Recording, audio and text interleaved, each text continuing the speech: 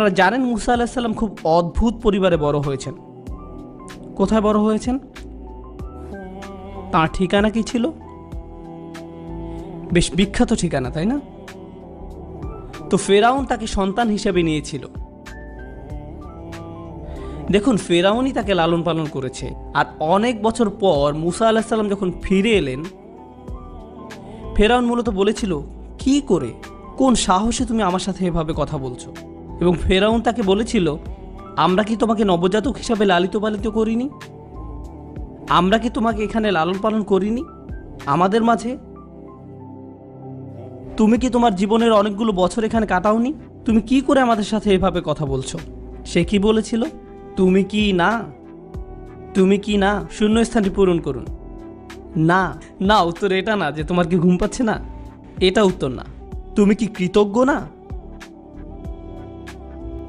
তুমি কি কৃতজ্ঞ নও? এবং মুসা আলাইহিস সালাম উত্তরে বললেন, ওয়াতিলকা নি'মাতুন তামান্নুহা আলাইয়া, সেটা তো ছিল আমার প্রতি আপনার একটা অনুগ্রহ, ধন্যবাদ। এটা ছিল তার ধন্যবাদ দেওয়ার ধরন। অন্যভাবে বললে, ফেরাউন কখনোই প্রশংসিত হবে না। না কোনো নবী প্রশংসা করবেন, না কোনো মুসলিম প্রশংসা করবেন। কিন্তু যখন সে কারো প্রতি অনুগ্রহ করে, তখন সে কি প্রাপ্য? ধন্যবাদ প্রাপ্য। প্রশংসা ছাড়াও ধন্যবাদ জানানো সম্ভব।